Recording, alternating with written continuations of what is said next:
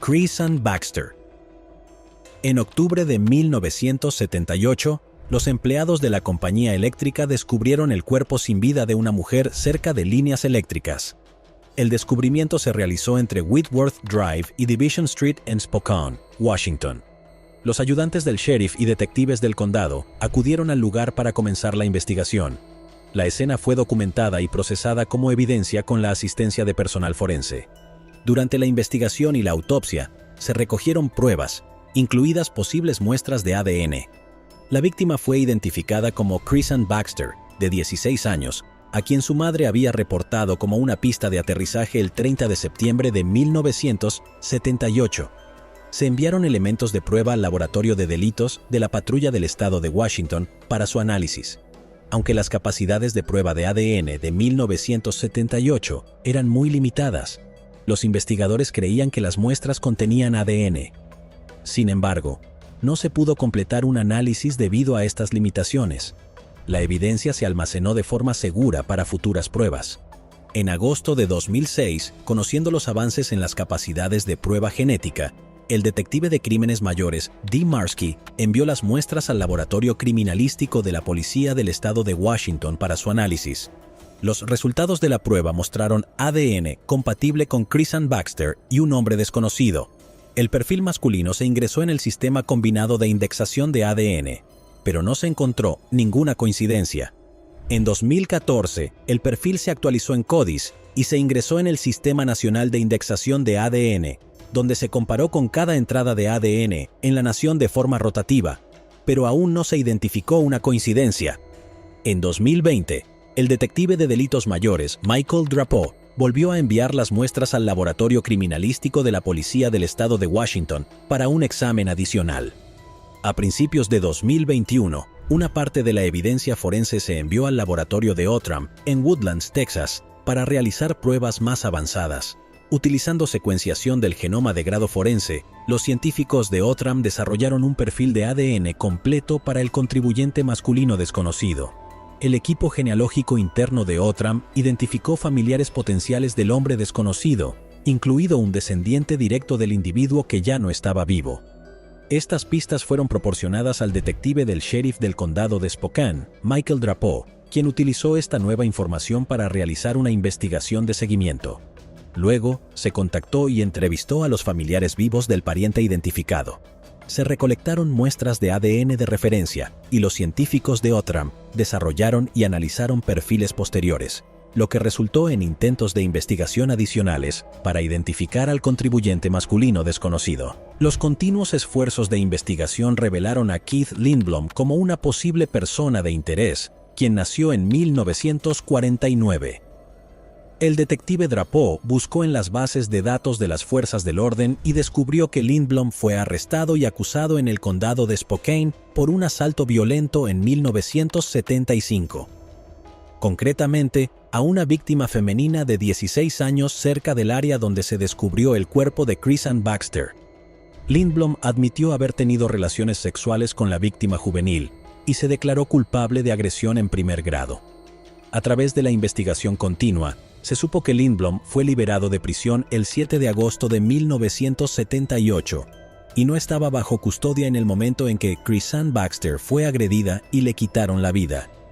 El detective Drapeau también localizó a un hijo de Lindblom en Luisiana, y a través de la comparación de una muestra de ADN obtenida por la oficina del sheriff de la parroquia de Jefferson Davis, encontró que el ADN del sospechoso recolectado en 1978 mostraba 320 veces más probabilidades de una coincidencia con Lindblom y su hijo conocido, que si se comparara con un individuo no relacionado seleccionado al azar de la población estadounidense. Más tarde, las pruebas de relación realizadas en Outram sugirieron una relación padre-hijo entre el hijo de Lindblom y el perpetrador, lo que indicaba que el ADN masculino recolectado en 1978 pertenecía efectivamente a Lindblom. Lindblom falleció antes de que el ADN ingresara en las bases de datos CODIS y ENEDIS, razón por la cual no se encontró una coincidencia antes. El detective Drapeau consultó con la Fiscalía del Condado de Spokane sobre el caso y con esta evidencia acordaron que los cargos y el arresto de Lindblom habrían estado justificados si estuviera vivo. Keith Lindblom murió en un incendio el 11 de abril de 1981 y un certificado lo catalogó como accidente. Aunque no enfrentará cargos criminales por quitarle la vida y agredir a Chrisann Baxter, los investigadores de la oficina del sheriff del condado de Spokane, junto con sus agencias colaboradoras, esperan que esto brinde respuestas muy necesarias para la familia, los amigos y como mínimo sus padres. Un pequeño consuelo al saber que el sospechoso fue identificado mediante pruebas de ADN. La oficina del sheriff del condado de Spokane agradeció a Othram, al laboratorio criminalístico de la Policía Estatal de Washington, a la oficina del sheriff de la parroquia de Jefferson Davis, a los familiares de Lindblom que cooperaron durante esta investigación y principalmente a la familia de la víctima, Chrisann Baxter, por su paciencia y asistencia durante este largo y difícil viaje para identificar al perpetrador, Terrence Paquette. En febrero de 1996, Terrence Paquette llegó a la tienda de alimentos Lil Champ en Orlando, Florida, entre las 5 y las 6 de la mañana para prepararse para la apertura a las 6. Durante su turno, un agresor desconocido le quitó la vida. Terrence fue brutalmente apuñalado la asombrosa cantidad de 73 veces. Se había mudado a Orlando apenas unos años antes, trabajaba 60 horas a la semana y no tenía muchos asociados conocidos. No hubo testigos del crimen, por lo que los investigadores rápidamente agotaron todas las pistas tratando de encontrar a los responsables de la brutal muerte de Terrence. En 2003, el caso fue reexaminado y la oficina del sheriff del condado de Orange buscó nuevas pistas. Algunas exclusiones se hicieron utilizando un perfil de ADN desarrollado a partir de pruebas de la escena del crimen, pero ni de broma se identificó al autor. El caso se había vuelto a congelar como nieve. En el otoño de 2019, la oficina del sheriff del condado de Orange contrató al Departamento de Aplicación de la Ley de Florida para que ayudara con el caso. El departamento contrató a Othram para utilizar pruebas de ADN avanzadas, todo con el fin de desarrollar un perfil genealógico completo que podría usarse para generar nuevas pistas que pudieran identificar a un sospechoso. Othram utilizó secuenciación del genoma de grado forense para crear un perfil genealógico completo. Tras la generación exitosa del perfil, Othram lo devolvió a las autoridades, donde los investigadores utilizaron la genealogía genética forense para delimitar posibles sospechosos. Con el apoyo de estas nuevas pistas genealógicas, los investigadores pudieron confirmar que el sospechoso en el caso de Terrence Paquette era Kenneth Robert Stowe Jr., residente de Eustis, de 54 años, quien ahora se encontraba detenido sin derecho a fianza acusado de asesinato y robo en primer grado con arma. En agosto de 2023, Kenneth Stowe Jr. fue declarado culpable de todos los cargos en su contra y ahora está a la espera de ser sentenciado. Ruth Marie Terry. El 26 de julio de 1974, una niña de 12 años siguió a un perro que ladraba en Race Point Dunes de Provincetown, Massachusetts. La pequeña se topó con un cuerpo en descomposición. Los restos estaban a pocos metros de una carretera y se veía una cantidad significativa de actividad de insectos. 2 pares de huellas condujeron al cuerpo y se encontraron huellas de neumáticos a 50 metros del lugar.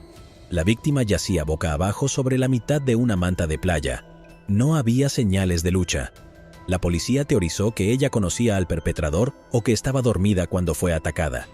En el lugar, la arena y la manta de playa no fueron alteradas, lo que sugiere que posiblemente el cuerpo fue trasladado al lugar específico donde se encontró su cuerpo.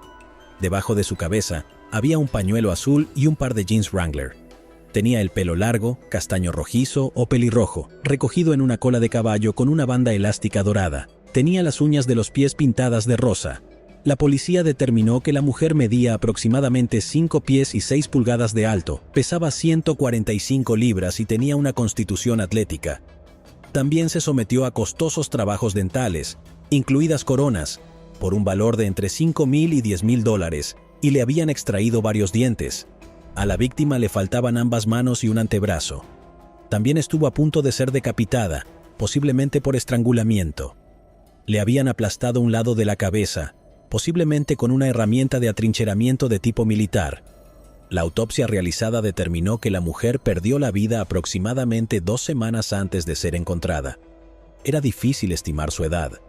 Podría haber tenido tan solo 20 años o 49 años.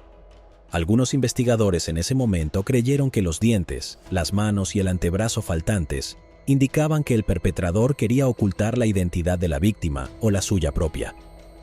La policía estudió minuciosamente miles de casos de personas desaparecidas y una lista de vehículos aprobados que circulaban por la zona.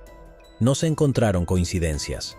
No se encontró ninguna otra evidencia además de los jeans, el pañuelo, la manta y el soporte para la cola de caballo, a pesar de las extensas búsquedas en las dunas circundantes. A pesar de los mejores esfuerzos de los investigadores, no pudieron identificar a la víctima. Se hizo conocida como la Dama de las Dunas.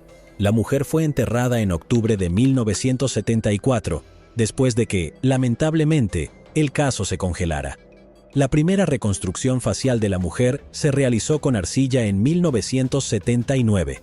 Sus restos fueron exhumados en 1980 para su examen, pero no se descubrieron nuevas pistas. El cuerpo fue exhumado nuevamente en marzo de 2000 para realizar pruebas de ADN. En mayo de 2010 se realizó una tomografía computarizada de su cráneo, que generó imágenes que luego fueron utilizadas por el Centro Nacional para Niños Desaparecidos y Explotados para otra reconstrucción. En 2014, uno de los investigadores del caso recaudó fondos para un nuevo ataúd porque el delgado ataúd de metal original se había oxidado y deteriorado. A lo largo de los años hubo varias pistas, pero ninguna que terminara siendo fructífera. En 1987, una mujer canadiense le dijo a una amiga que vio a su padre estrangular a una mujer en Massachusetts alrededor de 1972. La policía intentó localizar a la mujer, pero no tuvo éxito. Otra mujer dijo a la policía que la reconstrucción de la víctima se parecía a su hermana, que había desaparecido en Boston en 1974, pero terminó no siendo así. Los investigadores también siguieron una pista que involucraba al criminal desaparecido Rory Jean Kessinger, quien tendría 25 años en el momento del crimen. Rory Jean había escapado de la cárcel en 1973. Las autoridades vieron un parecido entre Rory Jean y la víctima. Sin embargo, el ADN de su madre no coincidía con el de la víctima. También se descartaron otras dos mujeres desaparecidas, Frances Ewald de Montana y Vicki Lamberton de Massachusetts. A lo largo de los años, también hubo muchos sospechosos y teorías diferentes en torno al caso. En 1981, los investigadores descubrieron que una mujer que se parecía a la víctima fue vista con el mafioso Whitey Bulger en la época en que presumiblemente la mujer fue asesinada.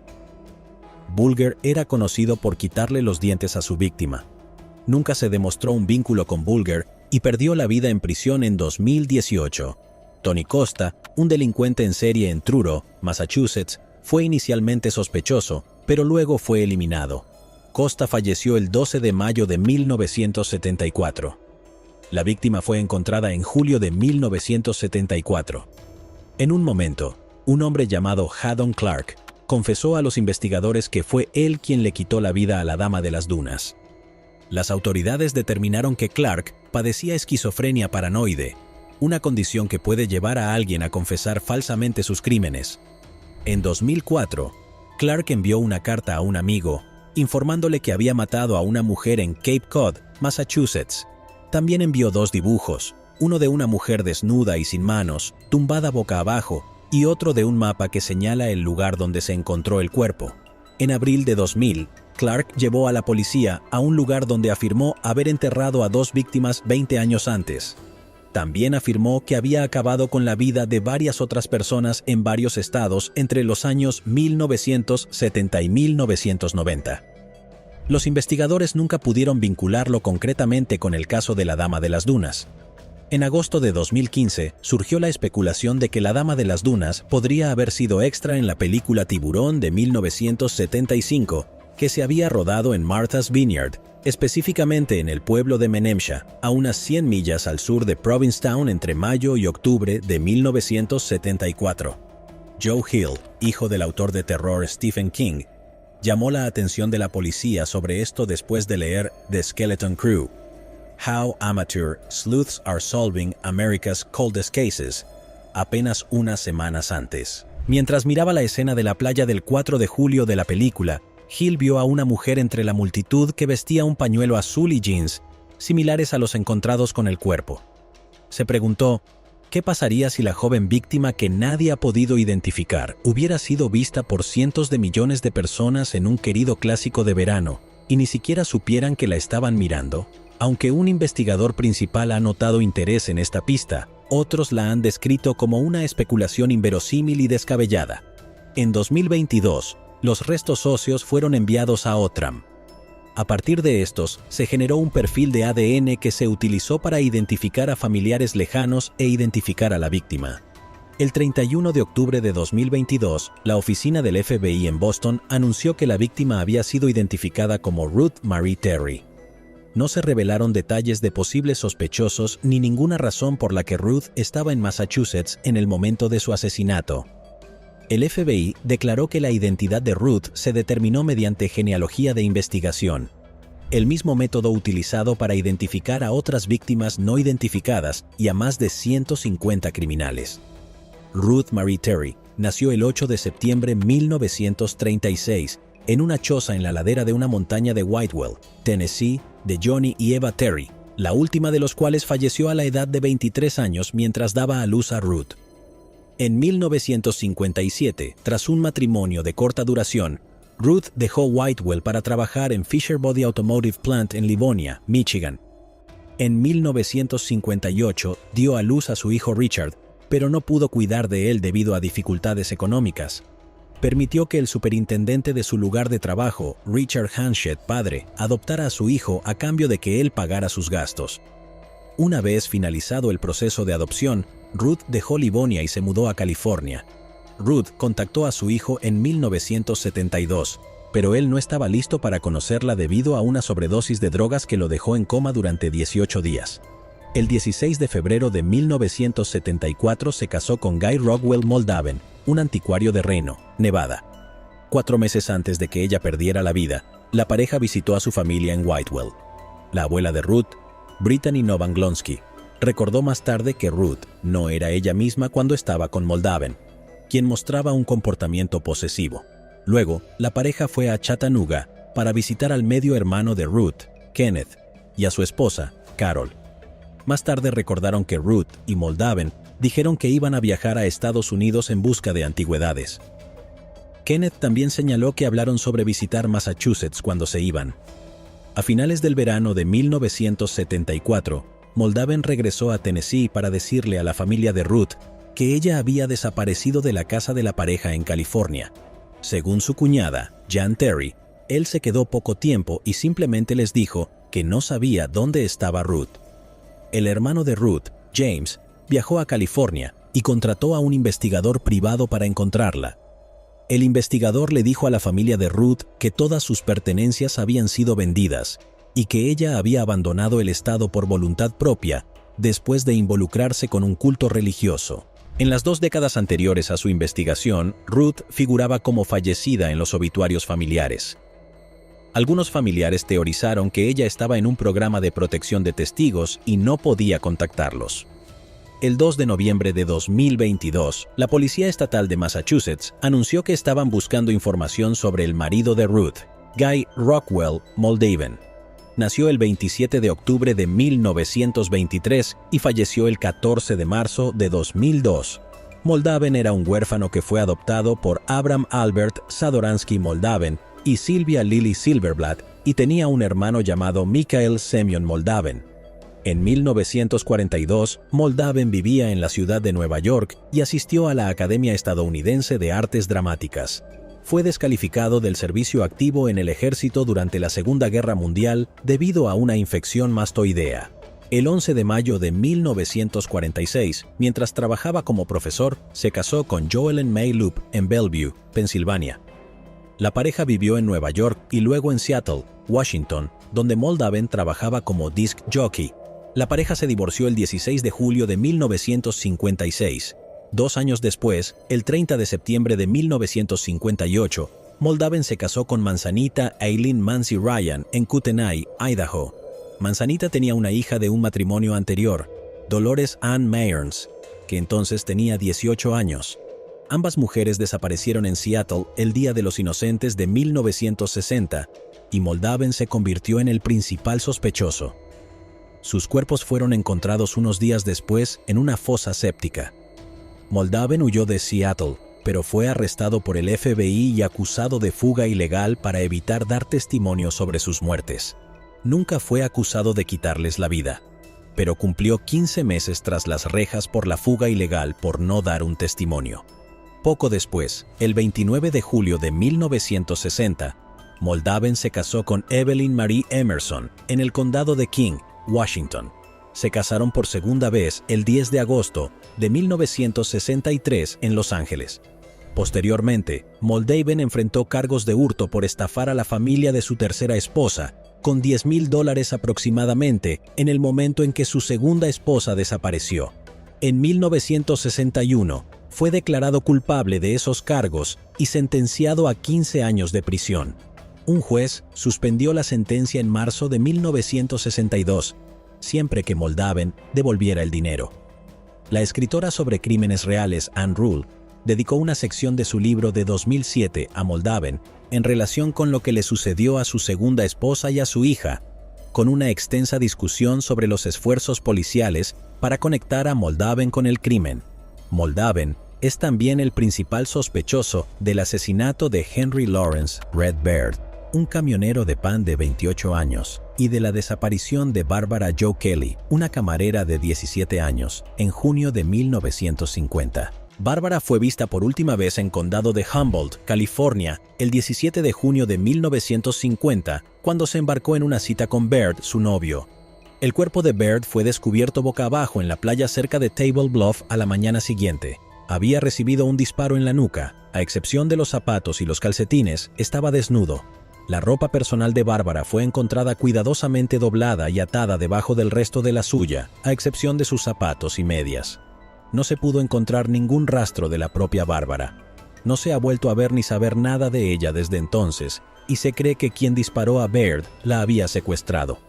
Moldaven se mudó a Chualar, California, una pequeña comunidad cerca de Salinas, alrededor de 1976.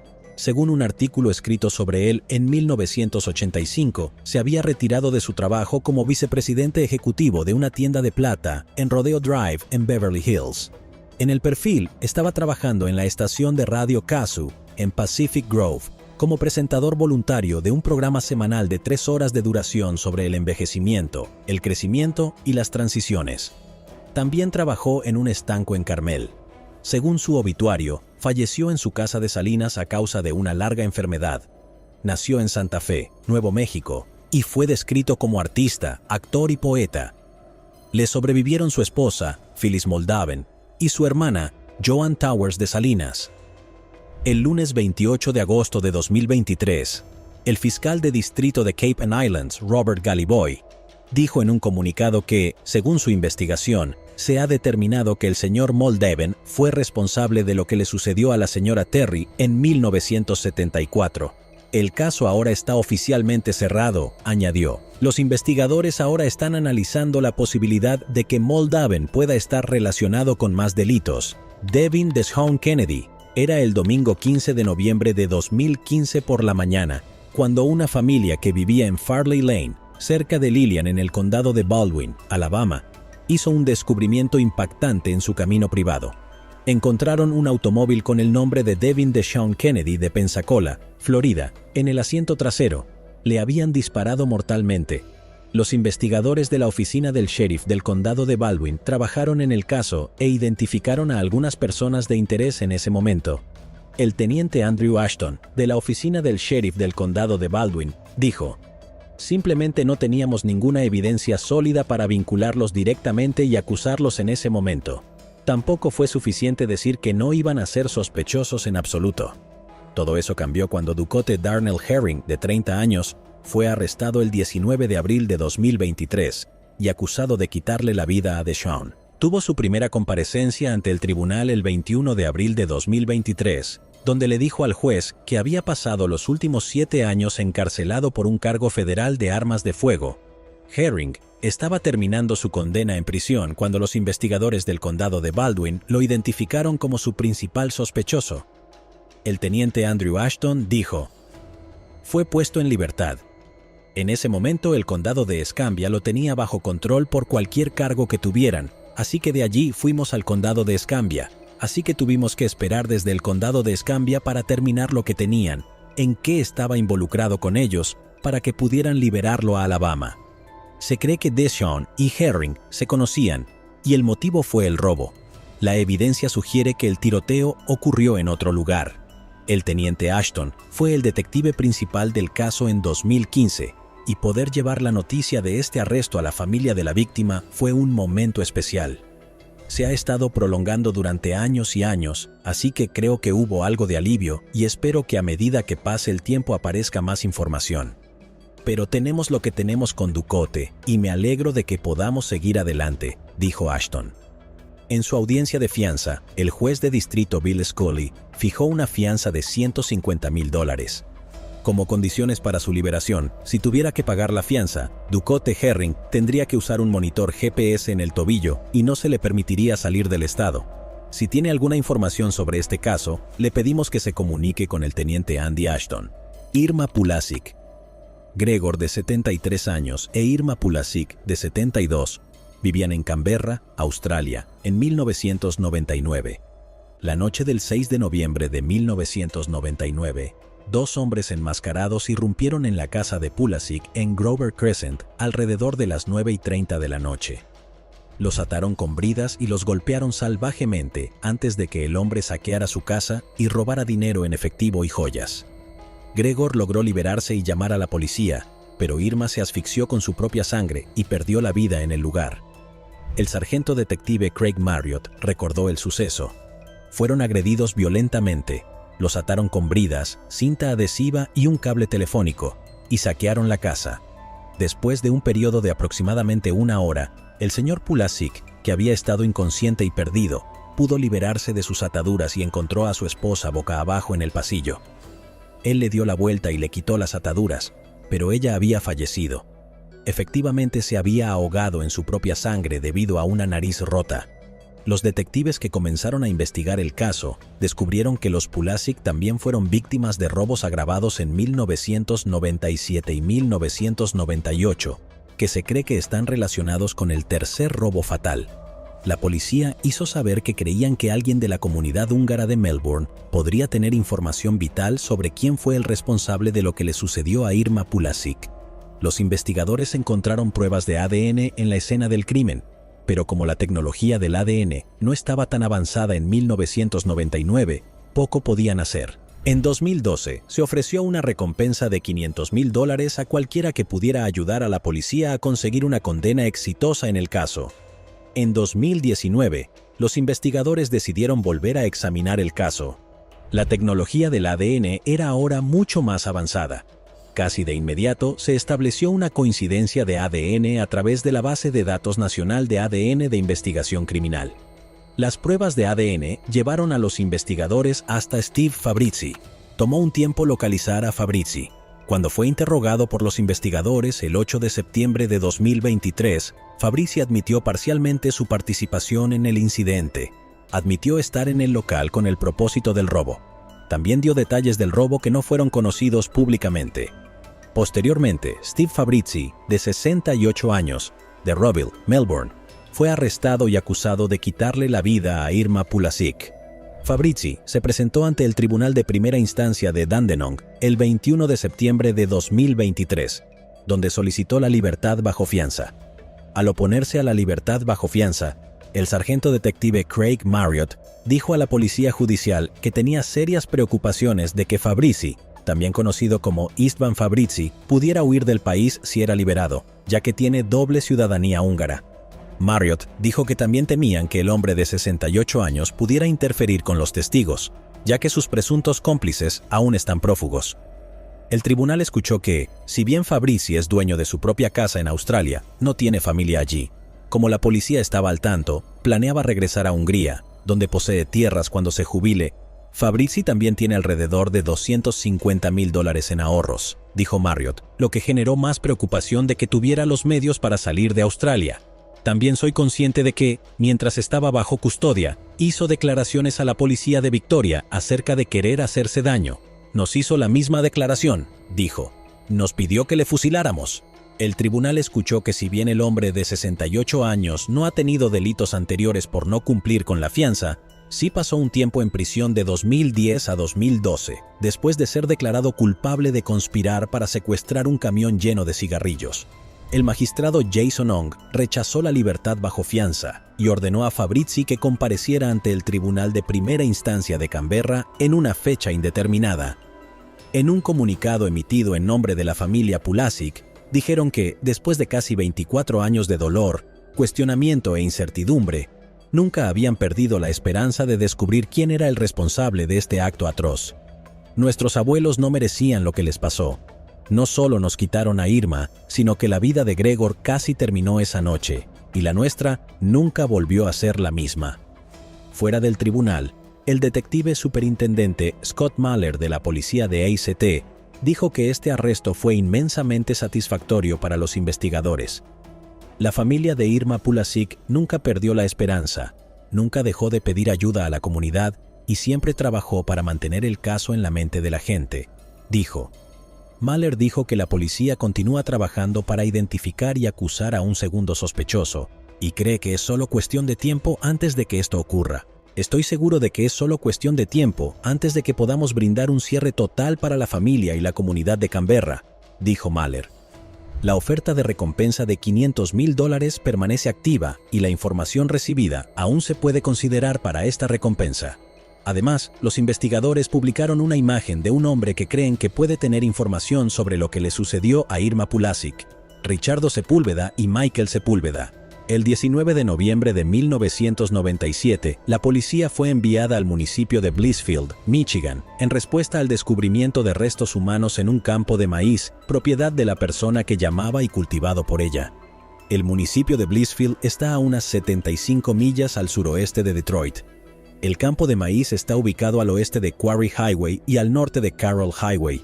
Había una capa de nieve que cubría la mayor parte del cuerpo. Cuando la policía llegó para examinar los restos, observaron el cuerpo de un hombre desnudo, no identificado al que le faltaban la cabeza y ambas manos. Las manos parecían haber sido cortadas justo por encima de la muñeca. Los oficiales también observaron lo que parecían ser estrías en los extremos de los huesos. El cuerpo parecía pertenecer a un hombre hispano de piel clara. El hombre no tenía cicatrices ni tatuajes. Medía 5 pies y 8 pulgadas y pesaba aproximadamente 150 libras. Debido a la extracción de la cabeza y las manos, la Policía Estatal de Michigan nunca pudo realizar una identificación positiva. Un testigo proporcionó un posible nombre, Roberto. El testigo dijo que estaba casado, tenía hijos y tenía una casa donde criaba pollos entre McAllen y Weslaco, Texas. Cuando Roberto se fue de casa, se suponía que viajaría solo a Chicago y luego regresaría. Los investigadores no pudieron encontrar a un Roberto desaparecido que coincidiera con la descripción de la víctima. El 8 de noviembre de 2016, el Sistema Nacional de Personas Desaparecidas e Identificadas publicó un retrato de Roberto basado en lo que el testigo dijo a los investigadores, pero nadie se adelantó para identificar al hombre.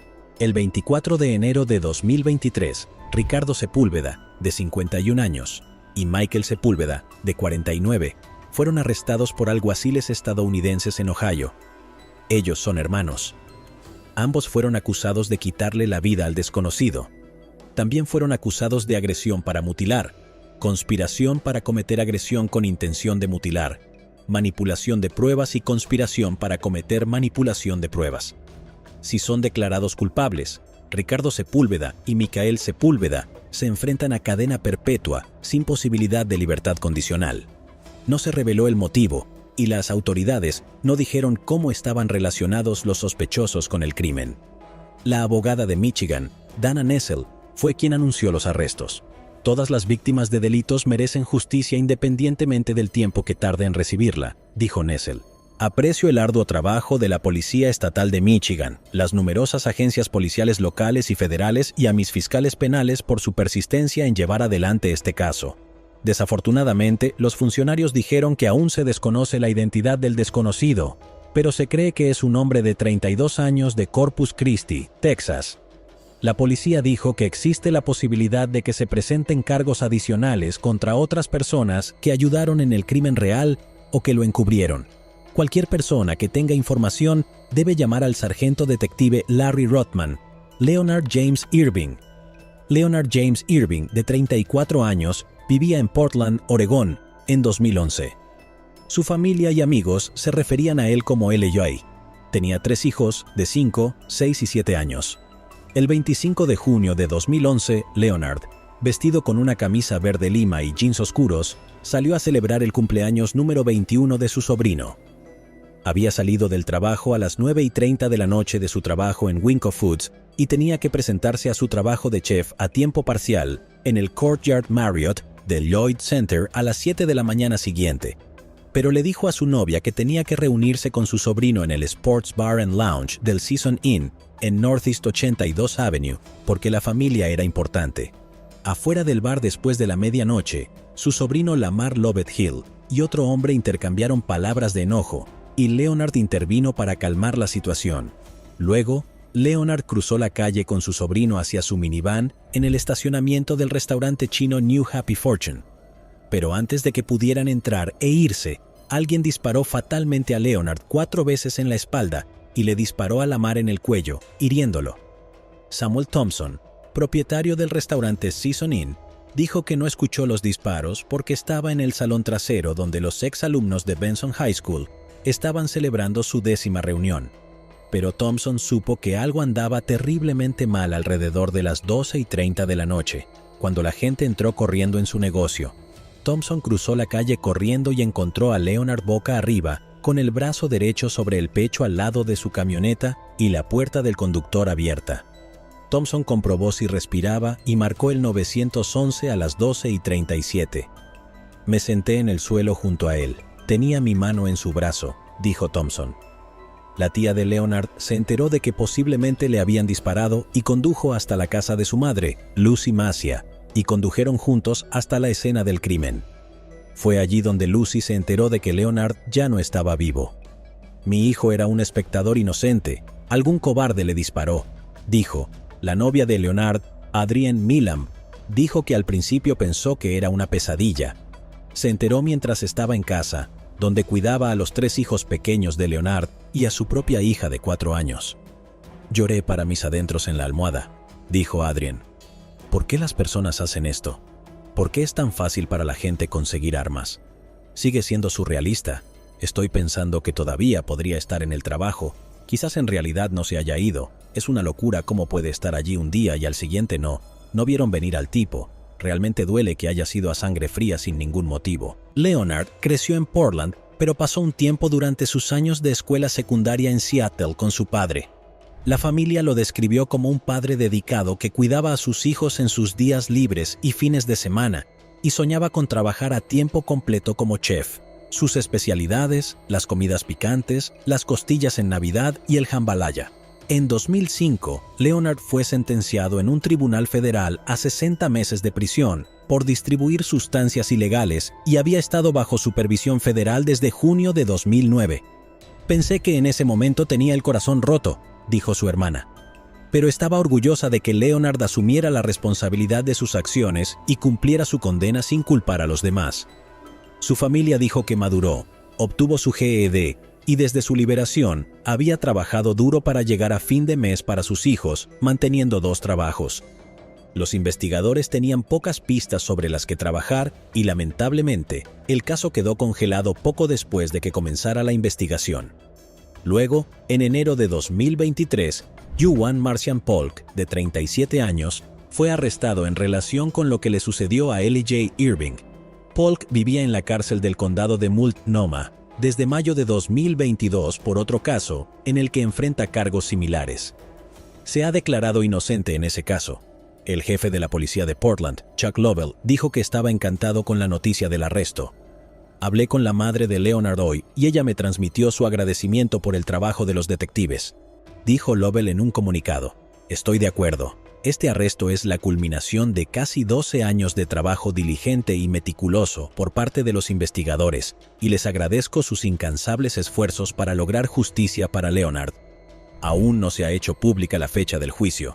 Samuel Johnson, quien fue una de las primeras personas en la escena del crimen, trabajó anteriormente en Self Enhancement, Inc., una organización sin fines de lucro que trabaja con jóvenes en riesgo. Dejó Osei para iniciar su propio negocio, pero lanzó Reclaim the Village, un esfuerzo personal para estimular a la comunidad a involucrarse en la lucha contra dicha violencia después de que Andre Payton, un joven de 19 años de su grupo de casos de SEI, fuera asesinado a tiros en Old Pueblo, un caso que sigue sin resolverse. Portland necesita despertar, dijo Thompson. Al final del día, tiene que ser un llamado a la acción. La comunidad necesita empezar a predicar el amor una vez más. Se han quitado demasiadas vidas por tonterías. Debe entenderse que un buen hombre como Leonard perdió la suya. Terry Ladwig. Terry Ladwig, de 28 años, vivía en Concord, California, en 1994. Estaba casada con el suboficial de la Marina Stephen Ladwig. El 2 de diciembre de 1994, Terry fue golpeada y estrangulada en el apartamento que compartía con su marido en Adelaide Street en Concord. Stephen Ladwig encontró el cuerpo de Terry después de regresar de un periodo de servicio sobre el submarino USS Parch. Stephen Ladwig nunca fue sospechoso de su desaparición. La policía no nombró a ningún sospechoso en ese momento. Se tomaron pruebas forenses del apartamento. La única otra pista que tenían los investigadores era que no había señales de entrada forzada. Esto posiblemente significaba que Terry conocía a su atacante. Los investigadores no pudieron identificar a ningún sospechoso y el caso quedó cerrado. El 27 de enero de 2023, James Grimsley, de 55 años, fue arrestado en Salt Lake City, Utah, y acusado de quitarle la vida a Terry Ladwig. Originario de Oregón, Grimsley trabajaba como camionero en Salt Lake City en el momento de su arresto. No estamos seguros del motivo, dijo el teniente de la policía de Concord, Sean Donnelly. No había señales de entrada forzada y podemos suponer que la víctima le dejó entrar al apartamento. Puedo decirles que fue una escena violenta. Parecía que hubo una lucha violenta entre Terry y el sospechoso. Se obtuvieron pruebas forenses de la escena junto con muchas entrevistas realizadas en el momento de la investigación inicial, dijo Donnelly. Sin embargo, en este punto no vamos a indicar la conexión exacta. Esa información puede provenir de la oficina del fiscal de distrito o de nosotros después de la lectura de cargos. Grimsley fue encarcelado en el condado de Salt Lake con una orden judicial de $1 millón y posteriormente fue extraditado al condado de Contra Costa. Una de las amigas de Terry, Brittany Shores, dijo esto después de que se hizo pública la noticia del arresto. Ella era una gran mujer, tenía una gran personalidad. Ella hacía reír a la gente. Ella me alegraría el día cuando entrara. Explicó que en 2019, cuando anunció que el caso estaba resuelto, no estaba claro si podían nombrar legalmente a Hall, ya que había muy pocos precedentes. Esa fue parte de la razón por la que el nombre de Hall no se reveló en ese momento, dijo Chapman, reconociendo que el panorama ha cambiado desde entonces a medida que la genealogía genética se ha vuelto más común. Antes de la publicación de esa información, Chapman voló a Edmonton para contárselo a los familiares de Hall. Se sorprendieron pero mostraron fuerza, dijo. Tenemos que tener en cuenta que cualquier cosa que Frank Hall haya hecho en su vida no es un reflejo de estas personas, dijo Chapman. Ellos también han sido víctimas de esta información. Según Chapman, los registros policiales no están claros sobre si la casa de Hall fue registrada como parte de la investigación inicial en 1971. Sin embargo, Hall era conocido por la policía en Windsor y en otros lugares, principalmente por delitos contra la propiedad como robo. Aunque su nombre no era conocido por el público, otras agencias policiales han tenido conocimiento de Hall desde 2019. Ahora que el nombre de Hall está disponible, Chapman cree que podría generar más pistas del público sobre otros casos.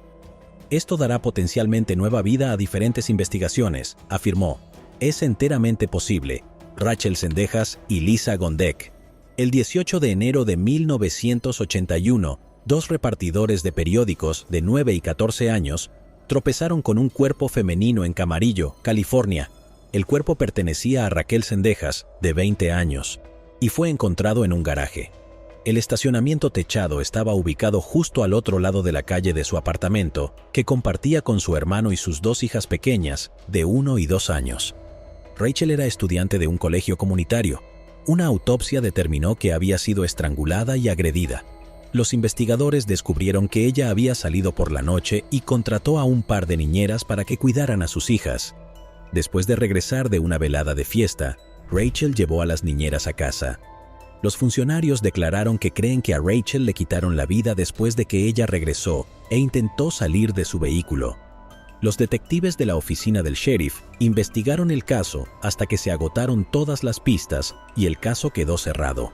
11 meses después de que Rachel perdiera la vida, ocurrió un crimen muy similar no muy lejos de su casa. En la noche del 11 de diciembre de 1981, Lisa Gondek, de 21 años, trabajadora minorista que vivía en Oxnard, California, a unas 10 millas al oeste de Camarillo, asistió a un club en la base naval de Port Hueneme. Después de ir juntas a una discoteca, los amigos de Lisa la dejaron en su casa alrededor de la 1:30 de la madrugada. A las 3 de la mañana, el vecino de Lisa llamó a la policía para informar sobre un incendio proveniente de su apartamento. Después de que los miembros del departamento de bomberos de Oxnard extinguieran los incendios, el cuerpo de Lisa fue descubierto en la bañera. Al igual que Rachel, ella también había sido estrangulada y agredida. Los casos se investigaron por separado hasta 2002, cuando se envió una nueva mirada al ADN del sospechoso de la escena del crimen de Rachel al sistema de índice combinado de ADN del FBI. La búsqueda no arrojó resultados, pero en 2004, los investigadores que investigaban el caso de Lisa notificaron a la oficina del sheriff del condado de Ventura y anunciaron que habían vinculado ambos casos a un solo sospechoso mediante pruebas de ADN. Pero una vez más, desafortunadamente, el ADN no arrojó resultados para ningún sospechoso y el caso quedó congelado. En diciembre de 2019, la unidad de casos sin resolver del condado de Ventura intervino y abrió una línea de investigación utilizando la genealogía genética, la práctica ahora común de identificar posibles parientes biológicos mediante pruebas de ADN avanzadas. La investigación proporcionó nuevas pistas. Otras pruebas de ADN confirmaron que Tony García de Oxnard era el hombre responsable de quitarles la vida a Rachel Zendejas y Lisa Gondek.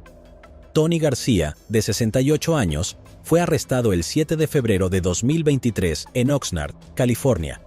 El sheriff Jim Freihoff declaró que García nació en Roswell, Nuevo México, pero se alistó en la Marina de los Estados Unidos y estaba destinado en Point Mugu, cerca de Oxnard.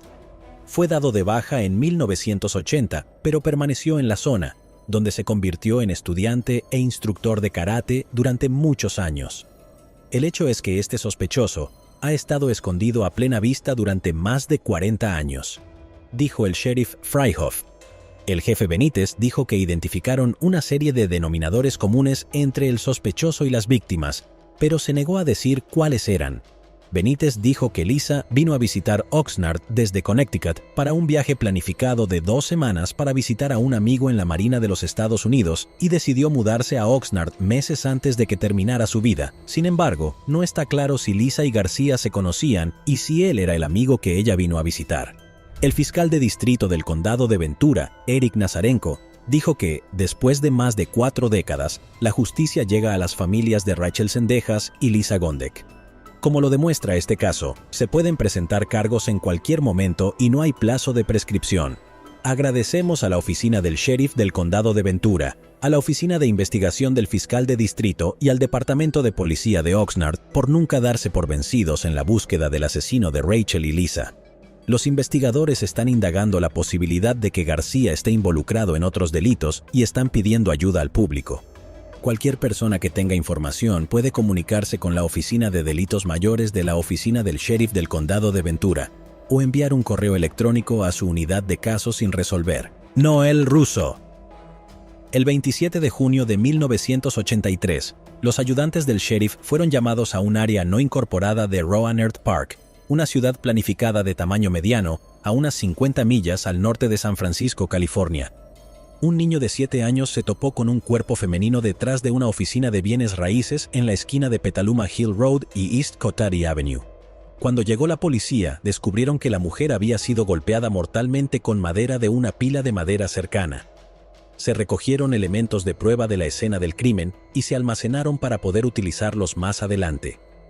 Los investigadores identificaron rápidamente a la mujer como Noel Russo, de 37 años. Fue vista por última vez 3 días antes de que se encontrara su cuerpo el 24 de junio de 1983. Según los amigos de Noel, Ella había estado peleando con un novio y se fue a vivir con un amigo a Santa Rosa, California. Esa noche, su amiga la llevó a Courthouse Square, donde Noel iba a tomar un autobús de Golden Gate Transit para regresar a su departamento en Rohnert Park. De allí desapareció. Los detectives comenzaron a reconstruir la vida de Noel. Había crecido en el condado de San Mateo y en 1962 apareció en los titulares locales por ser nombrada Miss Burlingame. La joven de 16 años le dijo al San Mateo Times que su sueño era convertirse en modelo y que su deporte favorito era bailar twist. No podría haber estado más sorprendido, dijo el alegre adolescente. Nunca en el mundo pensé que ganaría. Solo entré para complacer a mamá. Una foto que acompañaba al artículo mostraba a Noel radiante, con los brazos llenos de un ramo de flores. En las siguientes 2 décadas, se casó, se divorció 2 veces y tuvo un hijo. Había trabajado durante un tiempo como guardabosques en prácticas en Colorado. Posteriormente, regresó a su casa en el área de la Bahía, donde asistía a Santa Rosa Junior College cuando le quitaron la vida. Vivía en un apartamento en Abram Avenue, en Rohnert Park, con su hijo de 18 años. Tenía planes de mudarse a Boys Hot Springs. A Noel le encantaba andar en bicicleta por la ciudad. Era conocida por hacer autostop y a sus amigos les preocupaba que confiara demasiado en los extraños. Los detectives creyeron que Noel nunca abordó un autobús de regreso a Rohnert Park. Parecía que se había encontrado con alguien antes de que llegara. En los días posteriores al asesinato, los investigadores utilizaron un dibujante para dibujar a Noel con la ropa que llevaba el 24 de junio de 1983 y lo hicieron circular con la esperanza de encontrar pistas. Los agentes y detectives recogieron una cantidad significativa de pruebas durante la investigación y se realizaron numerosas entrevistas. Los detectives descubrieron ciertas personas de interés a lo largo de los años, pero no se realizaron arrestos y el caso quedó congelado. La oficina del sheriff reabrió el caso en 2010. Durante los siguientes 12 años, los detectives comenzaron a utilizar tecnología de análisis de ADN y presentaron varias pruebas al Laboratorio Criminalístico del Condado de Santa Clara y al Instituto de Investigación Serológica. En un comunicado de prensa, las autoridades anunciaron que Alfredo Carretero Jr., de 65 años, fue detenido el 2 de octubre de 2023. Fue acusado de quitarle la vida a Noel Russo. El agente Rob Dillon dijo que la familia de Russo ha sido notificada del arresto y agradecería privacidad. Carretero Jr. fue una de las personas de interés originales en el caso, dijo la oficina del sheriff. Tenía 25 años cuando ocurrió el crimen. Fue identificado positivamente como el hombre responsable de lo que le sucedió a Noel, según el ADN y otras pruebas. Carretero Jr. está detenido en el centro principal de detención de adultos del condado de Sonoma sin derecho a fianza. El diputado Rob Dillon también dijo: a lo largo de esta investigación, los detectives trabajaron estrechamente con la oficina del fiscal de distrito del condado de Sonoma, la oficina del sheriff del condado de Sonoma y la oficina del fiscal de distrito del condado de Sonoma se dedican a hacer justicia para las víctimas, ya sea que el caso sea nuevo o antiguo.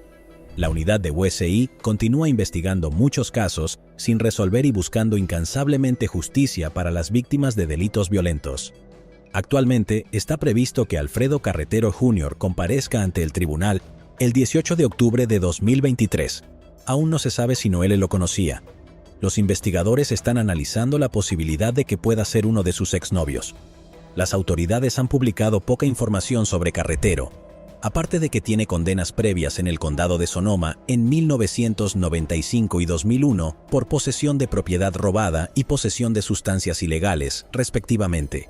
Los registros judiciales también muestran que estuvo involucrado en un caso civil de violencia doméstica en septiembre de 1985, aproximadamente 2 años después de que Noel perdiera la vida. Una mujer cuya madre era una de las mejores amigas de Noel recordó el tiempo que pasaron juntas en San Francisco. Les gustaba ir de bar en bar un poco, y como a cualquiera en la zona, divertirse un poco. Y eso es lo que estaban haciendo la noche en que ella desapareció. Se separaron. Dijo que Noel pudo haber estado hablando con un exnovio, pero no creía que fuera él con quien se fue. Pero de alguna manera se separaron por la noche y ella no pudo localizarla durante todo el día siguiente, y luego, por supuesto, la encontraron. El descubrimiento resultante y la tristeza que trajo se quedaron grabados en su madre durante años, dijo. Lo suficiente como para que llevara un diario y escribiera a menudo sobre su amigo asesinado. Creo que sus ojos brillaron cuando la miró. Ella era simplemente una persona hermosa, y eso es algo que se destacó en los escritos de mi madre, que se trataba de alguien que realmente le importaba y que la devastó haberla perdido. Krista Martin. Krista Martin, de 20 años, vivía en Wichita, Kansas. Vivía sola en un apartamento en South Osage Street. Era un lugar al que se había mudado recientemente en el otoño de 1989. El 1 de octubre, Krista fue denunciada como desaparecida después de que los familiares no pudieron contactarla. Al día siguiente, 2 de octubre, la policía fue al apartamento de Krista para ver si estaba allí. Dentro del apartamento, encontraron el cuerpo de Krista. Sufrió un traumatismo contundente en la parte posterior izquierda de la cabeza. Ella también había sido agredida. Los investigadores no pudieron encontrar el arma utilizada, pero recolectaron evidencia de ADN de la escena del crimen. Se observó que no había señales de entrada forzada. En ese momento, las pruebas de ADN y los sistemas CODIS no estaban disponibles. No obstante, la evidencia de ADN se conservó cuidadosamente. En su investigación, la policía notó que hubo una llamada de disturbio doméstico que se emitió en las cercanías de la casa de Krista una semana antes de que le quitaran la vida. Los oficiales no pudieron confirmar si este incidente tenía alguna conexión con el caso de Krista. Entre 1990 y 1992, un detective de casos envió pruebas al laboratorio criminalístico del FBI con la esperanza de identificar a un sospechoso, pero desafortunadamente, este esfuerzo no dio resultados, dejando el caso sin resolver. En 2009, se envió evidencia de ADN al Centro Regional de Ciencias Forenses del Condado de Sedgwick, lo que resultó en un perfil de sospechoso potencial, pero no hubo coincidencias en la base de datos CODIS. En 2020, el Departamento de Policía de Wichita, aprovechando tecnología avanzada, volvió a buscar la ayuda del FBI para reevaluar la evidencia de ADN recopilada en 1989. El Departamento de Policía se asoció con OTRAM para determinar si las pruebas de ADN avanzadas podrían ayudar a identificar al responsable. Luego, la evidencia forense se envió al laboratorio de OTRAM en The Woodlands, Texas, para realizar pruebas avanzadas de ADN. Los científicos de OTRAM desarrollaron un perfil de ADN completo del autor desconocido.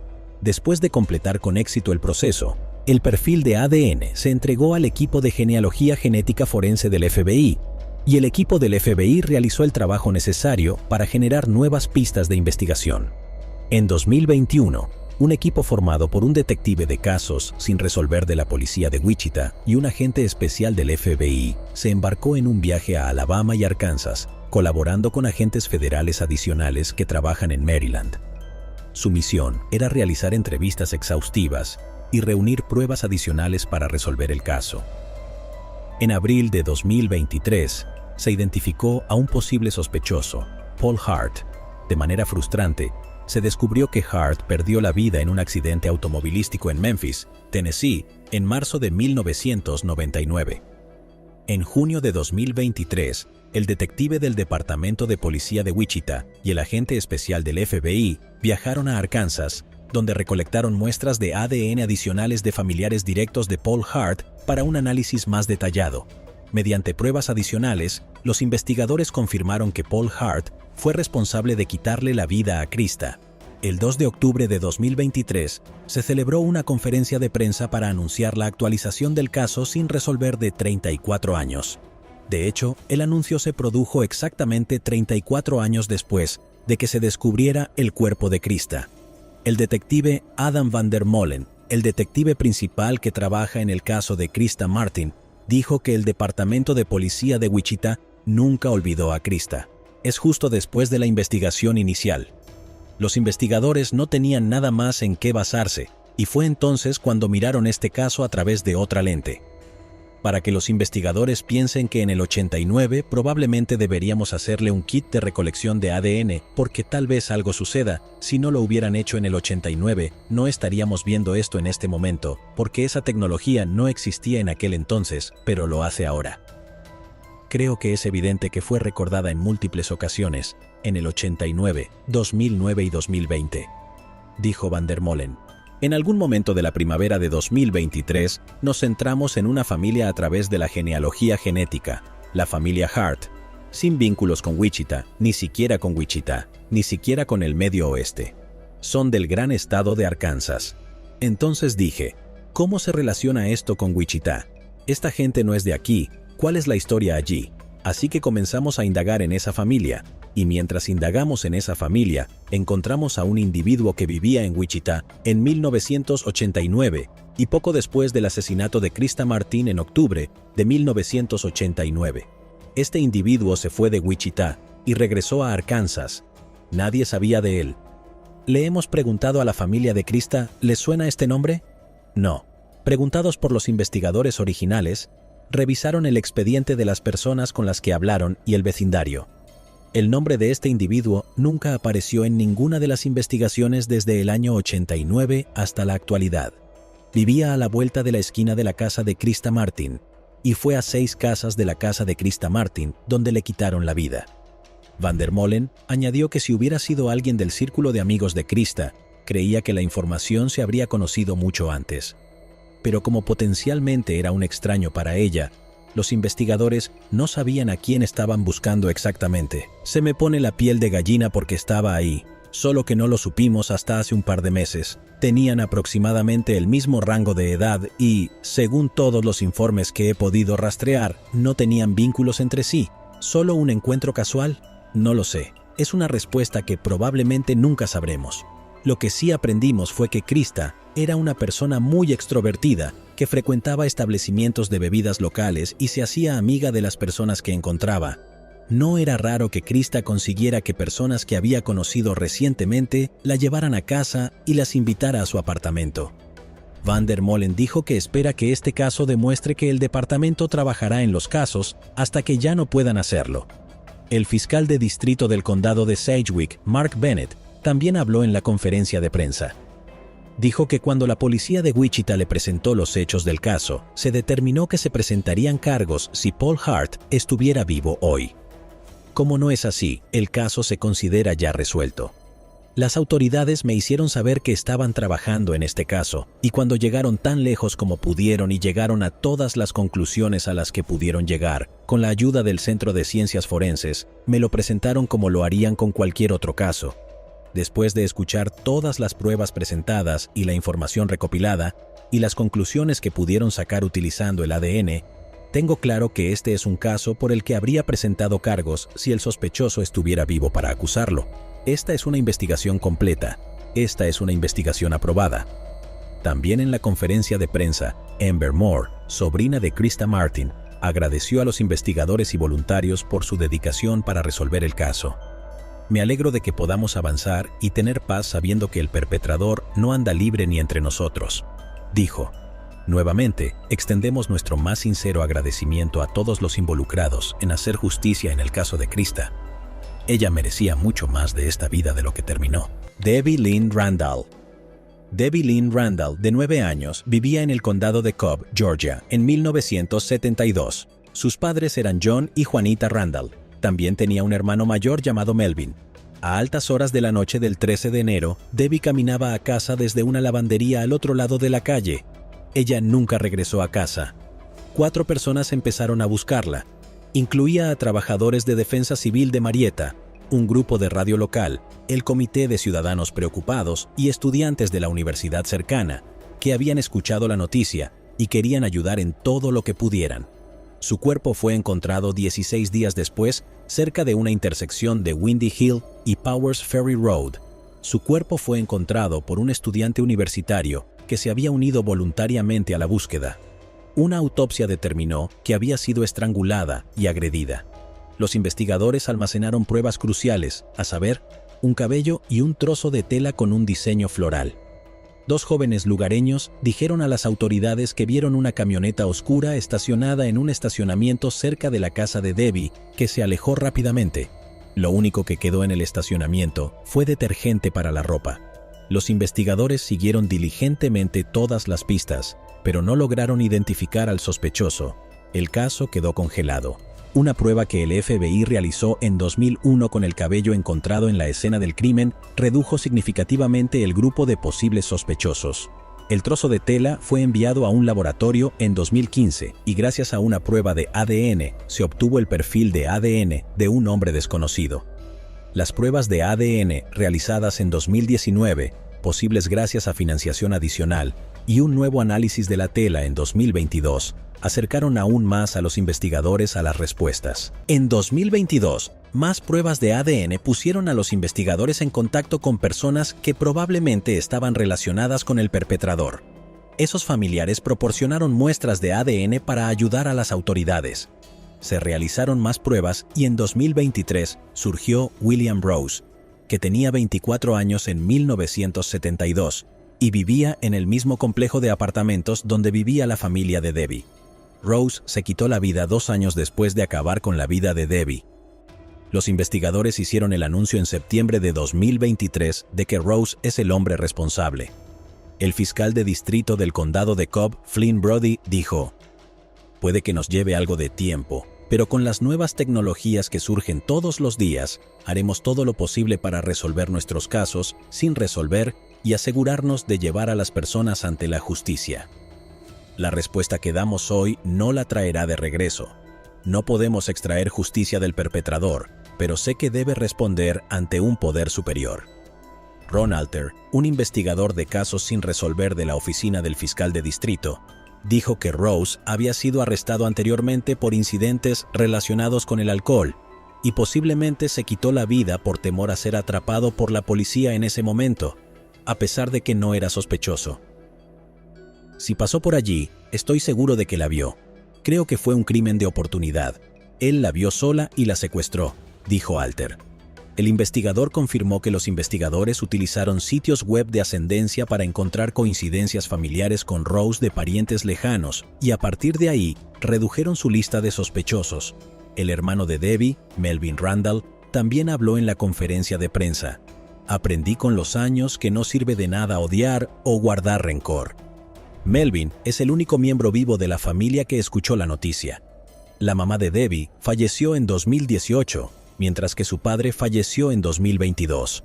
«Me gustaría decir que desearía que mi madre estuviera aquí, pero sé que ahora ella sabe en el cielo que terminó, y solo queremos decir que agradecemos a todos de usted por lo que ha hecho para que este día suceda», dijo Melvin.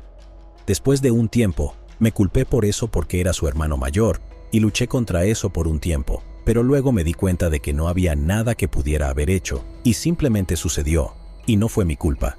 Simplemente estoy agradecido por la comunidad. Es un alivio que no fuera nadie a quien conocíamos, y fue genial que todo haya terminado. Nos pesa mucho desde hace mucho tiempo. A pesar de las pérdidas que ha soportado y las dolorosas circunstancias que las rodearon, Melvin Randall dijo que no estaba enojado ni con Rose ni con su familia. «Sé que ellos también están luchando por pasar por esto. Fue duro para nosotros y estoy seguro de que también lo es para ellos. Les deseo a todos lo mejor. Que Dios los bendiga y no tengo ninguna animosidad hacia ellos».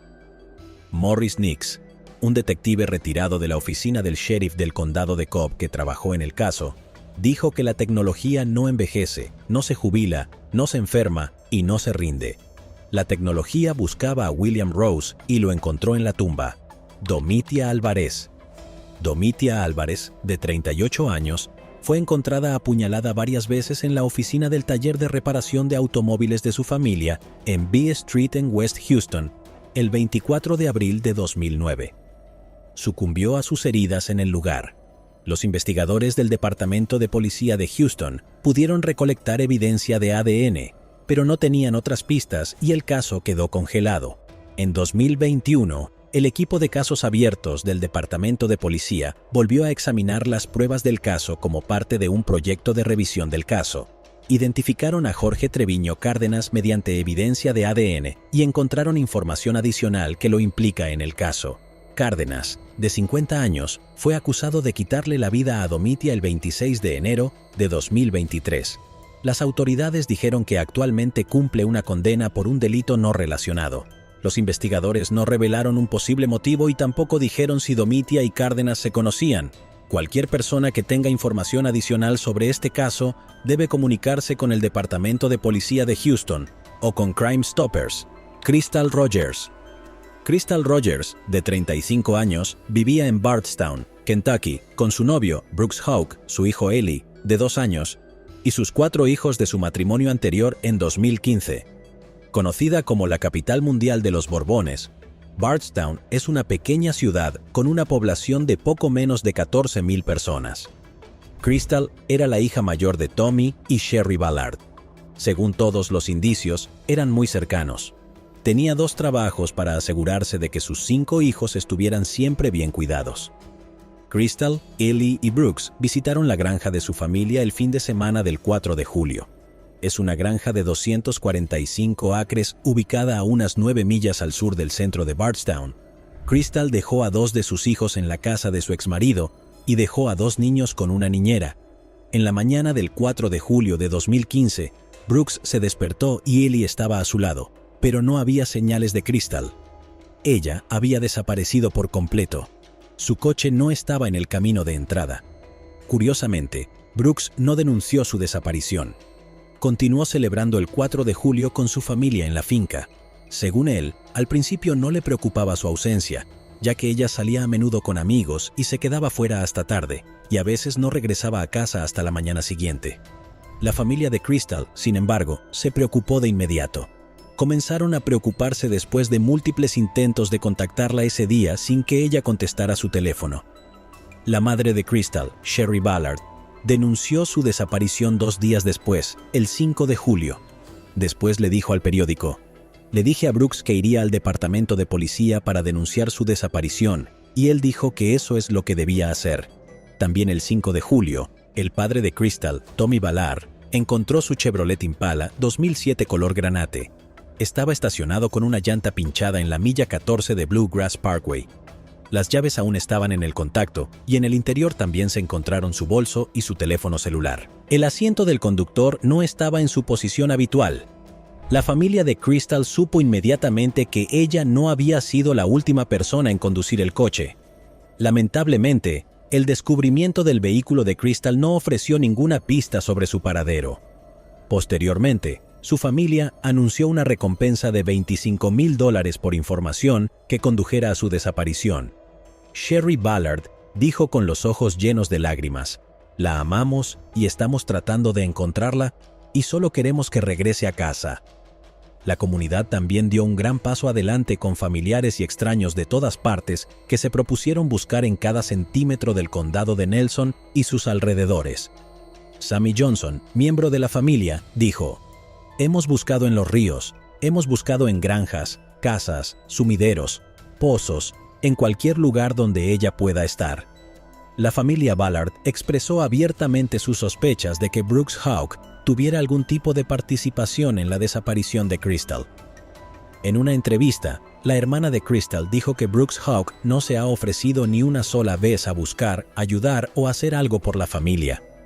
Admitió en una entrevista que él y Crystal tuvieron una relación estresada en ocasiones, pero negó enfáticamente tener algo que ver con su desaparición. Dijo: "Soy 100% completamente inocente en esto". A pesar de las críticas de la familia de Crystal, él afirmó que estaba ayudando en los esfuerzos de búsqueda detrás de escena. 3 días después de que se encontró el auto de Crystal el 8 de julio, la oficina del sheriff del condado de Nelson trajo a Brooks para interrogarlo. Brooks dijo que él y Crystal tuvieron una cita la noche en que la vieron por última vez. Según él, alimentaron a las vacas, dieron un paseo alrededor de la medianoche y luego él se fue a la cama cuando llegaron a casa y ella estaba jugando en su teléfono. La línea de tiempo y otros detalles de la historia de Brooks no cuadraban. Esa noche estaba lloviendo mucho, por lo que no tenía mucho sentido que estuvieran caminando por el campo en ese momento, especialmente con su hijo de 2 años. El detective del condado de Nelson, John Snow, dirigió el interrogatorio y notó las lagunas en su historia, pero Brooks se mantuvo firme en que no tenía nada que ver con la desaparición de Crystal. En la grabación de la entrevista, el detective John Snow estaba interrogando a Brooks sobre una llamada telefónica nocturna a un número específico la noche en que Crystal había desaparecido. La llamada se realizó cuando Brooks Crystal y los niños estaban en su camioneta camino a casa. El detective le preguntó a Brooks quién lo llamaba. Brooks le dijo a regañadientes que el número pertenecía a Steve Lawson. El detective Snow preguntó quién es Steve Lawson y Brooks respondió que era alguien que trabajaba para él. Brooks le dijo al detective que no recordaba por qué Steve lo llamó tan tarde. Luego el detective Snow le ordenó a Brooks que llamara a Steve desde el interior de la sala de interrogatorios. La explicación de Steve fue que había llamado a Brooks para hablar de una casa de alquiler. Dijo que Brooks le dijo que hablara con Katie, quien manejaba las propiedades, y que ella se comunicaría con él. Brooks intervino y lo corrigió diciendo que era Crystal. Después de la llamada telefónica, el detective Snow le preguntó a Brooks por qué le había dicho a Steve Lawson que ella le devolvería la llamada cuando aparentemente había estado a su lado en su camioneta en ese momento. Brooks puso la excusa de que no quería molestar a Crystal tan tarde con asuntos del trabajo. Nick Hawk, hermano de Brooks y oficial de policía de Bardstown, llamó a Brooks a su teléfono celular cuando supo que los detectives estaban entrevistando a Brooks y le dijo que no hablara con la policía. Al día siguiente, los funcionarios de la ciudad llamaron a Nick para testificar ante un gran jurado, lo que llevó a la policía a sospechar que él también estaba involucrado en la desaparición de Crystal. Fue en ese momento que Nick dejó de cooperar con la oficina del sheriff. Sin embargo, aceptó someterse a una prueba de polígrafo después de ser entrevistado por la Policía Estatal de Kentucky. Nick se sometió a una prueba de polígrafo el 20 de julio, después de ser contactado por el FBI. El examinador expresó serias preocupaciones sobre los resultados de la prueba del polígrafo con el jefe de policía de Bardstown, McCubbin. Cuando se enfrentó a los resultados, Nick negó estar mintiendo y dijo: «Me importa un comino lo que dijera tu computadora. Me estás llamando mentiroso y no me gusta que la gente me llame mentiroso». También en agosto de 2015, Tommy y Sherry Ballard, los padres de Crystal, comenzaron el camino de intentar conseguir la custodia de Ely, el hijo de 2 años que Crystal tuvo con Brooks Hawk. Ese día en la corte también fue la primera vez que los Ballard vieron a Brooks Hawk desde que se reportó la desaparición de Crystal. Tommy Ballard dijo que después de la audiencia judicial, hizo contacto visual conmigo, hice contacto visual con él. Solo quiero ver a mi nieto. No me preocupa nadie más que mi nieto y mi hija. En ese momento se tomó la decisión de que Ely se quedará con Brooks. En octubre, 3 meses después de la desaparición de Crystal, la oficina del sheriff del condado de Nelson declaró que ya no estaba viva. El 16 de octubre de 2015, Nick Hawk fue despedido del departamento de policía de Bardstown por interferir con la investigación de la desaparición de Crystal. Fue acusado de advertir a su hermano que los detectives planeaban entrevistarlo y aconsejarle que no hablara con ellos. Más tarde, Nick le dijo a la Policía Estatal de Kentucky que solo se comunicó con su hermano para decirle que podrían estar tratando de hacerle tropezar y que debía protegerse. La Policía Estatal de Kentucky nombró oficialmente a Brooks Hawk sospechoso de la desaparición de Crystal en octubre de 2015. Un oficial de policía dijo: «Tengo 8 páginas de circunstancias que me llevaron a mirar en dirección a Brooks Hawk». Hawk continuó negando su conexión con la desaparición y dijo: «El nombre de toda mi familia está destrozado por algo que ni siquiera está relacionado conmigo. Requiere mucha energía y esfuerzo. Ni siquiera puedo ir al costado de la carretera sin que parezca culpable. Esto empieza a volverse una tontería. No necesito un abogado. Soy inocente. Esto para mí está empezando a ser una tontería». Luego, la policía publicó imágenes de las entrevistas policiales por separado de los hermanos Hawk. En diciembre de 2015, un periódico local informó del arresto de Danny Singleton por 38 cargos de malas palabras, después de que supuestamente mintiera bajo juramento ante un gran jurado en relación con la investigación de la desaparición de Crystal. Singleton es un amigo cercano y empleado de Brooks Hawk desde hace mucho tiempo. Más tarde, Singleton se declaró culpable y fue puesto en libertad después de estar bajo custodia durante 6 meses. Un Buick blanco se convirtió en una prueba importante cuando un investigador privado descubrió que uno estaba estacionado en la granja Hawk la noche en que Crystal desapareció. La abuela de los hermanos Hawk, Anna Whitesides, era dueña de un Buick blanco, pero lo vendió varias semanas después de la desaparición de Crystal. En junio de 2016, las autoridades emitieron una citación para que el hombre de 82 años testificara ante un gran jurado. La citación indicó que el automóvil pudo haber sido utilizado para deshacerse de un cuerpo limpiarlo y venderlo en un intento de evitar que se descubrieran pruebas. Anna Whitesides invocó sus derechos de la Quinta Enmienda y se negó a testificar ante un gran jurado por temor a incriminarse a sí misma. El abogado de Whitesides dijo: según el abogado Jason Floyd, la declaración de Anna Whitesides a la policía y la información del propietario y comprador del automóvil fue suficiente. Luego, un juez dictaminó mantener confidenciales todos los procedimientos futuros que involucren a Whitesides. La abuela de Hawk nunca había sido acusada ni arrestada en relación con la desaparición de Crystal, a pesar de los múltiples esfuerzos de búsqueda durante el año en que Crystal permaneció desaparecida. Luego, en agosto de 2016, se llevó a cabo una búsqueda más intensiva en la granja de la familia Hawk. La policía registró 300 acres con al menos 14 perros detectores de cadáveres. El detective Jon Snow dijo que se cree que el crimen que involucra a Crystal ocurrió en la granja Hawk. Se registró la casa de la abuela de Hawk, Anna Whitesides, al igual que las casas de Nick Hawk, su hermano y su madre, Rosemary Hawk, donde se incautaron varias piezas de equipo agrícola como posible evidencia. La búsqueda se realizó para encontrar ADN, un cuerpo u otra evidencia potencialmente útil. Jon Snow dijo después: en julio de 2017, la nueva novia de Brooks Hawk, Crystal Mouton, fue arrestada después de que la cámara la captara rompiendo carteles relacionados con el caso de Crystal Rogers. Desde la desaparición de Crystal, se habían esparcido carteles de apoyo a la familia por todo Bardstown. Crystal Mouton robó algunos de esos carteles y el tribunal le ordenó escribir una disculpa a Sherry Ballard. Sherry comentó: el padre de Crystal, Tommy Ballard, buscaba todos los días a su hija e incluso comenzó su propia investigación. 16 meses después de su desaparición, en la mañana del 19 de noviembre de 2017, su dedicado padre se preparaba para emprender un viaje de caza en la propiedad familiar en Ed Brent Lake. Su nieto de 12 años, el hijo mayor de Crystal, estaba con él. Un agresor desconocido se acercó a Tommy Ballard y le disparó en el pecho. No sobrevivió. Tommy Ballard tenía 54 años. La oficina forense del condado de Nelson dijo que el padre de Crystal recibió un disparo en el pecho y la bala entró por el pecho y salió por la espalda. La madre de Crystal, Sherry, creía que lo habían atacado porque estaba cerca de lograr un gran avance en el caso de su hija.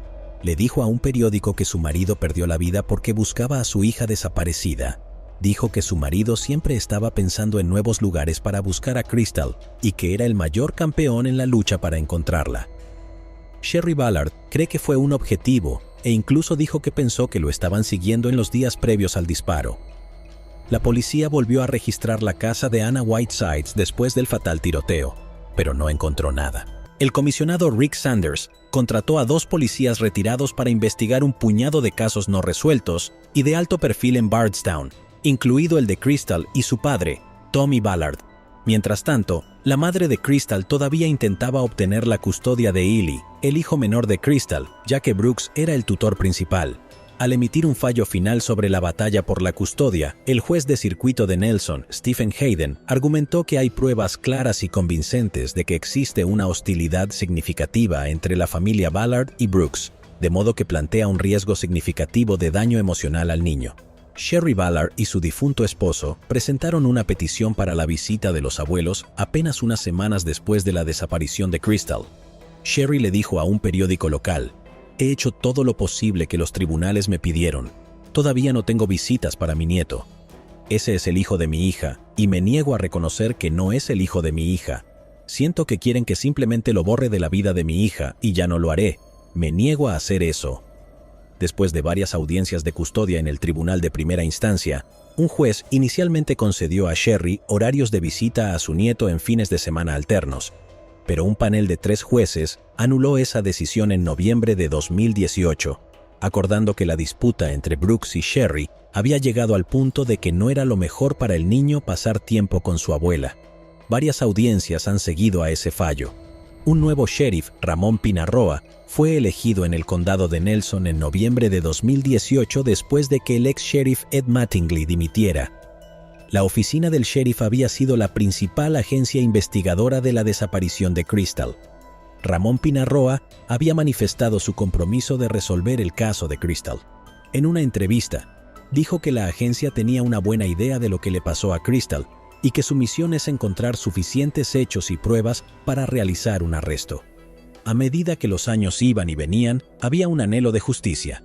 La familia de Crystal nunca abandonó su búsqueda y nunca dejó de luchar por la justicia, mientras su historia seguía compartiéndose en podcasts y series de televisión sobre crímenes reales. El caso de la madre de 5 ha generado documentales, podcasts y mucha cobertura noticiosa. La desaparición de Crystal Rogers es una serie policial. La última serie documental es parte del primer episodio de la tercera temporada de la popular pesadilla de la vida real. El misterio de Bourbon Town, producido por el equipo de investigaciones de HLN, profundiza en la desaparición de Crystal.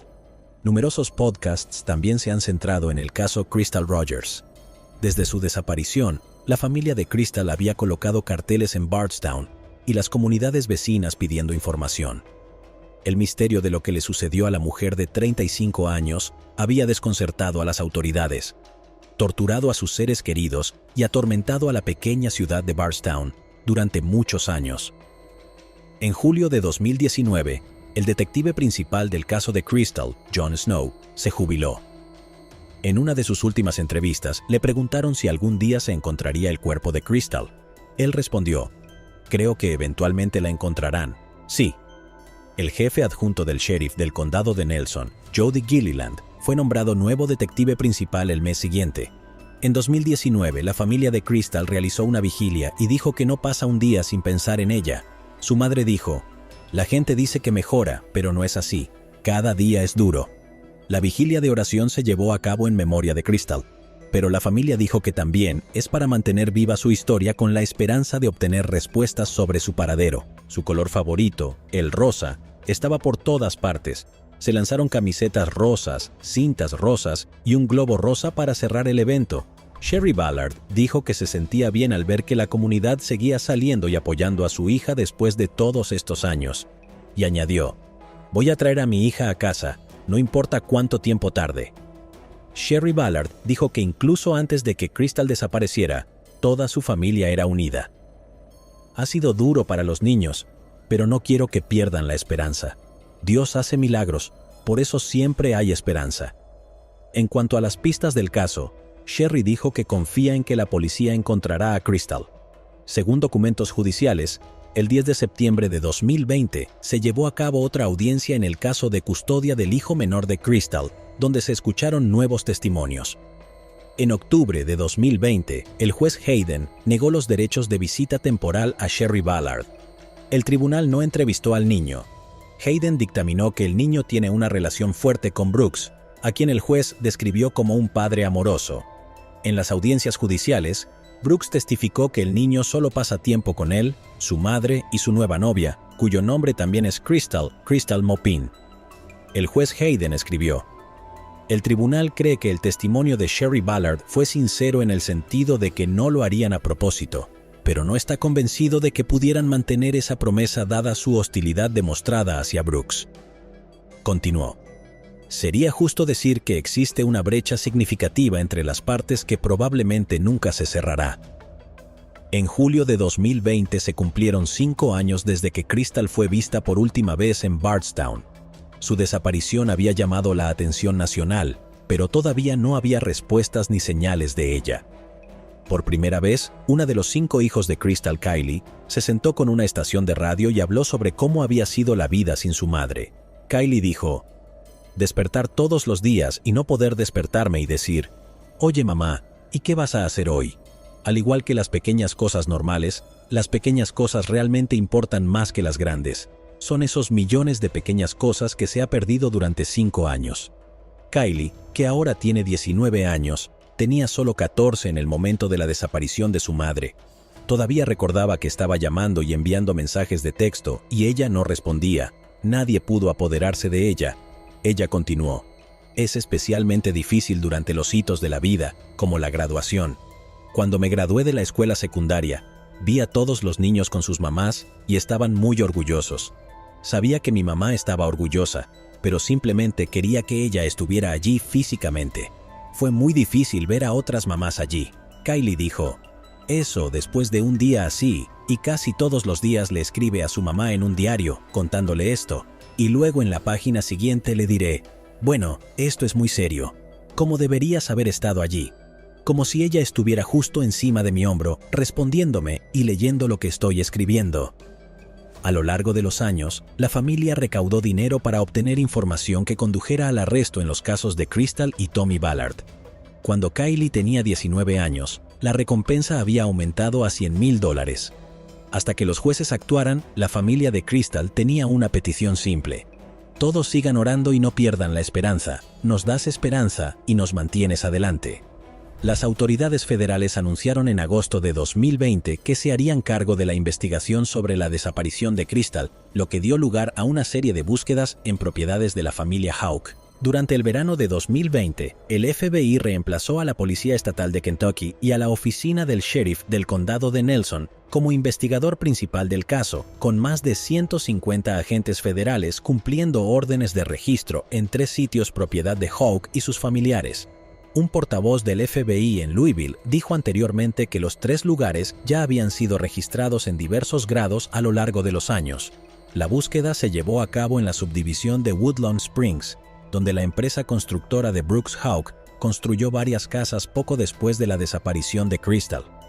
Los agentes federales, con la ayuda de vehículos del Departamento de Carreteras del Condado de Nelson, continuaban concentrándose en un camino de entrada y guardando pedazos de concreto y materiales del exterior de una casa.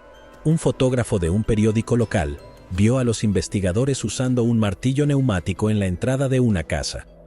Durante la búsqueda, la policía permitió que solo unos pocos automóviles ingresaran a la subdivisión y los periodistas no entraron.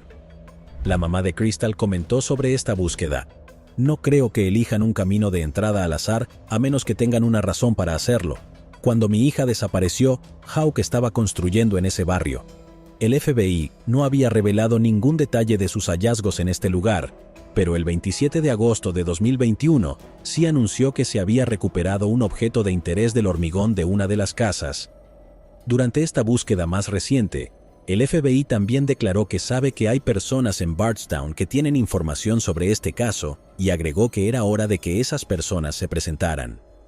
Una de las propiedades era la casa de Brooks Houck y otra pertenecía a su hermano, Nick. El 7 de septiembre de 2021, el FBI anunció que la búsqueda en Bardstown había terminado y que varios elementos de interés se enviaron a un laboratorio en Virginia para su análisis. Sherry le dijo a un periódico local que tenía muchas esperanzas de que su familia se enterara pronto de lo que le pasó a su hija. Dijo: "Y tengo muchas esperanzas de que aquí es donde debe estar la investigación y que esta vez puedan darme respuestas". Respecto a la idea de descubrir qué le pasó a su hija, Sherry dijo: "Lo quiero, pero va a ser muy difícil para mí. Solo espero poder soportarlo cuando vengan a recibirme con la noticia, aunque haya esperado 6 años. Necesito un cierre, sus hijos necesitan un cierre y escucharlo físicamente será muy difícil para nosotros". El FBI no ha publicado más detalles sobre los elementos de interés que se enviaron al laboratorio de Virginia para su análisis. La portavoz del FBI, Katie Anderson, dijo a un periódico en octubre de 2021 que la agencia no tenía nada nuevo que compartir sobre la investigación de Crystal Rogers. En 2021, el FBI dijo que también estaba ofreciendo una recompensa de $25,000 por información que condujera a la identificación, el arresto y la condena del individuo o individuos responsables de la desaparición de Crystal. El caso de Crystal quedó sin resolver. Una razón es que fue entregado varias veces entre agencias. Sherry Ballard dijo en una entrevista en 2022 que los hijos de su hija tenían entonces 22, 21, 19, 17 y 9 años. Crystal era una muy buena niña, era una muy buena hija. Ella era amable con todos los que conocía. Incluso dejó que una amiga se quedara con ella porque no tenía un lugar a donde ir.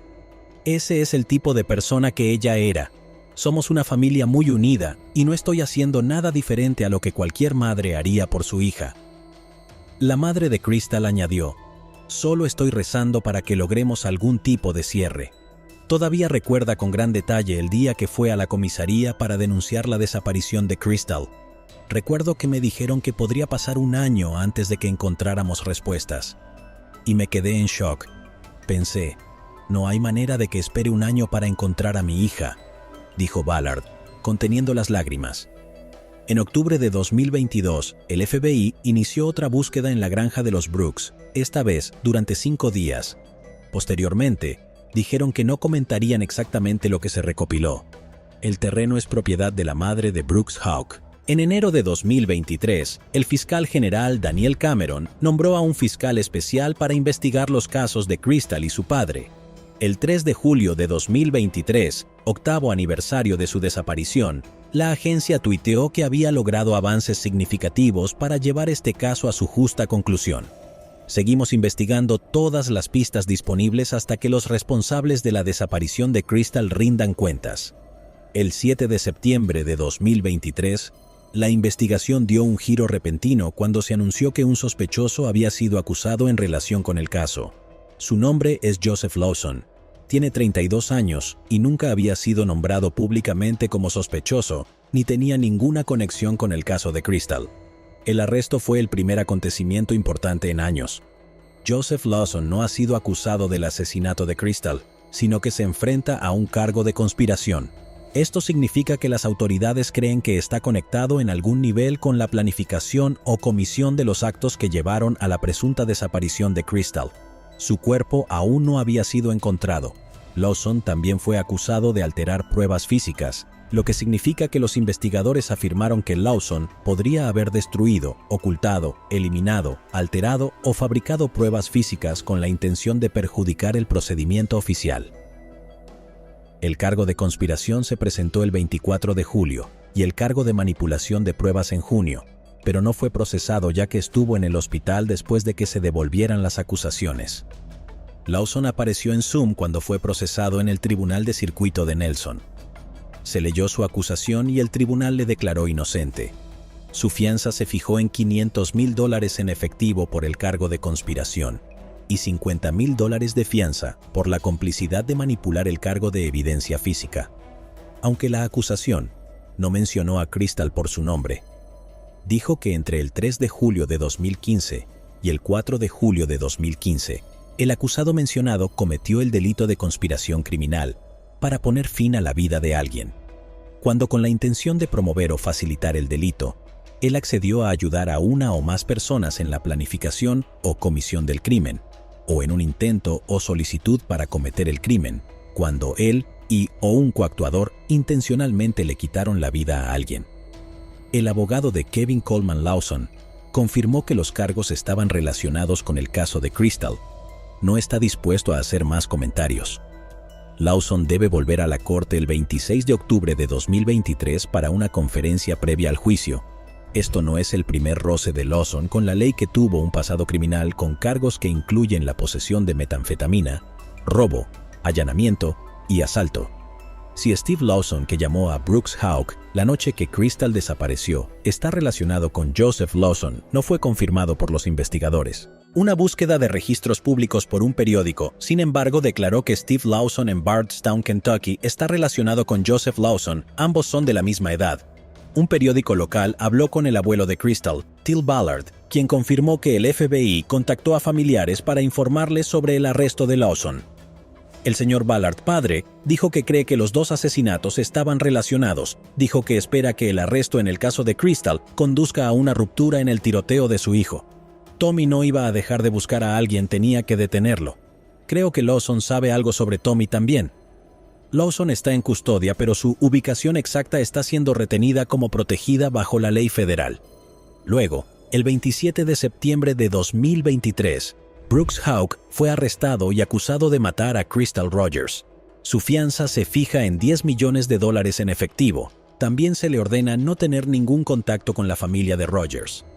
En un comunicado, la oficina del FBI dijo que sus oficiales se han centrado en nuestro compromiso de responsabilizar a los que llevaron a la desaparición de Crystal Rogers. Hoy damos un paso significativo para cumplir con esa promesa.